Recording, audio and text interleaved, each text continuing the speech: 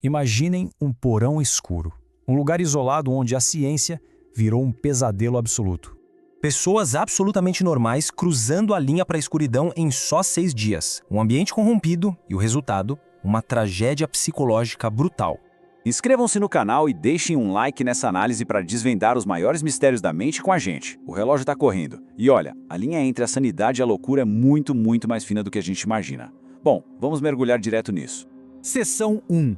O Porão do Pesadelo. Agosto de 1971. Universidade de Stanford. Aquilo que deveria ser só um simples estudo acadêmico, de repente virou uma armadilha perfeita. Pensem só nas paredes frias daquele subsolo. O departamento de psicologia pegou os próprios corredores e transformou naquilo, numa verdadeira instituição de isolamento. Estudantes super saudáveis, escolhidos a dedo mesmo pela estabilidade mental, foram trancados. Portas de aço pesadas, 0 janelas para o mundo lá fora, nenhum relógio para medir o tempo passando. A ideia original? Observar como a gente reage ao cativeiro. Mas a estrutura colapsou totalmente. E nossa, colapsou de um jeito que desafiou a compreensão de todo mundo na época. O ambiente simplesmente devorou a mente daqueles jovens. A queda para o caos foi assim, vertiginosa, aterrorizante. Dia 1, prisões chocantes, com viaturas reais buscando os alunos em casa. Um choque de realidade calculado. Dia 2, a tensão explode de vez, uma rebelião completa. Os guardas, sentindo que iam perder o poder, esmagaram a revolta usando extintores contra as portas das celas. A força bruta se instalou rápido. Dia 5, colapso total. O primeiro prisioneiro começa a gritar, a chorar sem controle, totalmente convencido de que estava num cárcere real, sem saída. O ambiente deteriorou muito rápido para um destino sombrio. Frustração esmagadora. Humilhação constante. Guardas que dias antes eram estudantes pacíficos viraram opressores implacáveis. A simulação engoliu completamente a realidade. Seção 2. A linha da escuridão. Mas espera, como essa transformação aconteceu tão rápido? O segredo por trás disso atende pelo nome de desindividualização. É um conceito psicológico aterrorizante, na verdade. É a perda sistemática de quem a pessoa é. Pensem nas consequências brutais disso. Quando arrancam o seu nome, quando trocam suas roupas por um uniforme qualquer, a sua bússola moral perde o norte. A empatia simplesmente evapora.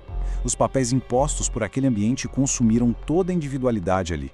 Tanto os guardas quanto os prisioneiros foram empurrados muito além de qualquer limite ético aceitável. E reparem bem na anatomia dessa tragédia programada. Regras muito precisas. Prisioneiros revistados, vendados e despidos logo na entrada. Forçados a usar vestidos curtos, super humilhantes, sem nomes.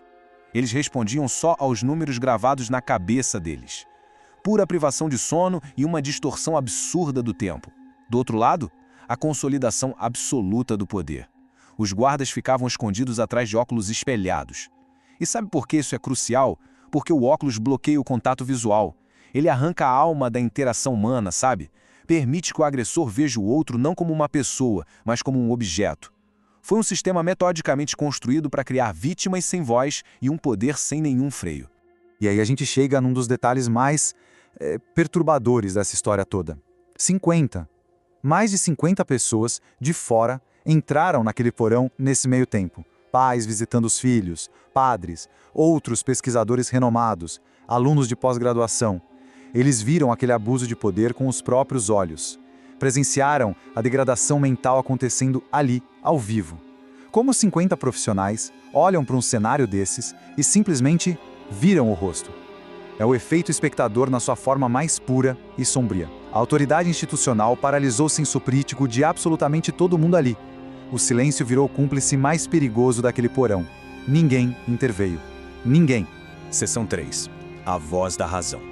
O desespero parecia definitivo, né? Parecia que todo mundo tinha sido consumido pela escuridão do lugar. Até que chegou a noite de quinta-feira. Uma figura nova desce aquelas escadas e entra na penumbra. Christina Maslow, uma pesquisadora brilhante, recém-doutorada. Ela não fazia parte daquela engrenagem. Ela chegou com um olhar limpo, com a perspectiva isolada de quem vem de fora. E o que ela viu naquele corredor despedaçou na hora qualquer ilusão de decência acadêmica. O grande clímax dessa história acontece bem aqui. Maslach presencia uma cena absurda. Prisioneiros com os olhos vendados, acorrentados uns aos outros pelos tornozelos, marchando para o banheiro com sacos na cabeça. E cara, de frente pro pesquisador-chefe, o Philip Zimbardo, que era a autoridade máxima lá, ela não recua 1 milímetro sequer. Ela confronta ele de frente. É terrível o que vocês estão fazendo com esses garotos. Naquele momento, ela colocou toda a carreira dela em risco. Uma única voz de sanidade rasgando o delírio daquele sistema. Essa atitude de uma coragem e integridade científica imensas simplesmente encerrou o projeto na manhã seguinte. Foi um choque brutal que salvou o que restava de humanidade ali. Seção 4. A ameaça silenciosa. Burnout. Agora, vamos avançar um pouco e entender o tamanho desse legado. Porque, olha, a história não acaba na Califórnia dos anos 70. O fim daquela simulação forjou o destino da Maslach. O trauma de ver jovens saudáveis sendo devastados por um ambiente corrompido marcou a carreira dela para sempre. Ela sacou que aquele tipo de colapso não acontecia só em cativeiros. Então ela começou a rastrear essa degradação invisível no nosso mundo real, no dia a dia. E foi assim que ela documentou uma grande sombra engolindo o mundo corporativo. Exatamente o que a gente conhece hoje como burnout. Olha só os paralelos assustadores que ela encontrou. Na prisão simulada, a gente tinha controle arbitrário, a perda total da identidade e uma impotência gigantesca. Agora analisa com a gente os ambientes de trabalho modernos, aqueles bem tóxicos.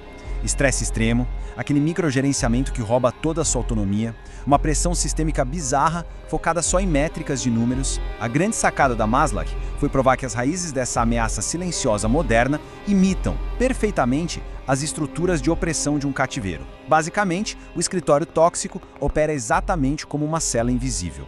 E isso leva a gente para a tese mais genial das pesquisas dela. O burnout não acontece porque a pessoa é fraca, preguiçosa ou não dá conta do recado. Não mesmo.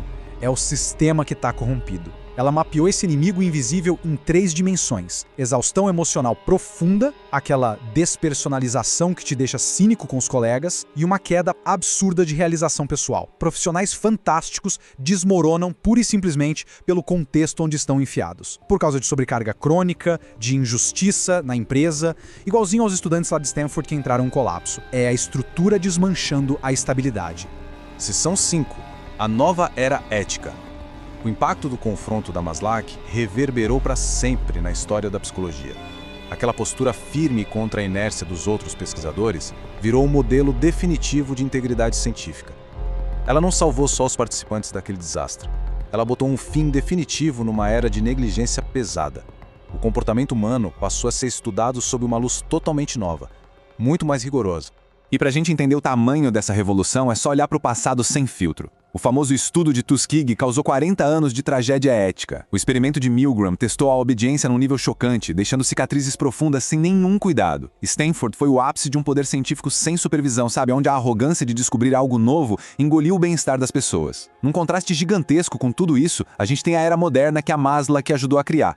Pesquisas de hoje, tipo o estudo da prisão da BBC, jamais aconteceriam soltas por aí. Elas são cercadas de regras, de comitês de ética exigentes. É literalmente o fim de uma era em que a busca pelo conhecimento justificava qualquer coisa. E essas aqui são as barreiras inquebráveis construídas depois daquele pesadelo. Passo 1. Comitês de revisão ética independentes e obrigatórios. Ponto final. O pesquisador não é mais juiz de si mesmo. Passo 2. Monitoramento contínuo feito por psicólogos de fora, sem ligação nenhuma com a pesquisa. E o passo 3, que é literalmente vital, poder absoluto de frear o experimento no exato segundo em que aparece um risco. Se Stanford acontecesse hoje, com essas regras que a atitude da Maslach forjou, o estudo não ia durar 6 dias, ia ser abortado em pouquíssimas horas. Seção 6. O heroísmo situacional. O que traz a gente bem para o núcleo filosófico dessa nossa análise.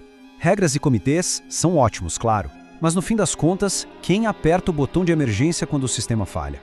O fator humano. É uma lição fantástica para a gente entender a força da nossa própria capacidade de agir.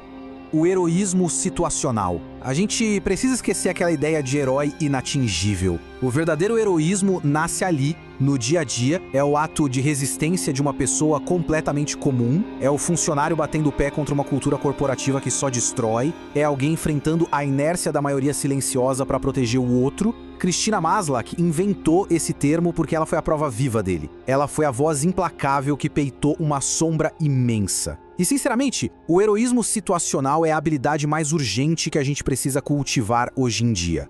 Então fica aqui a reflexão final. Pensem nas dinâmicas de poder acontecendo ao redor da gente o tempo todo. Quando a estrutura exige que todo mundo abandone a empatia, quando a pressão empurra todo mundo para o silêncio, qual vai ser a reação? Vai rolar aquela rendição silenciosa para a grande sombra? Ou vai surgir uma voz para dizer, chega, na hora decisiva? Deixem a opinião de vocês nos comentários e continuem desvendando os mistérios da mente aqui com a gente. Até a próxima análise.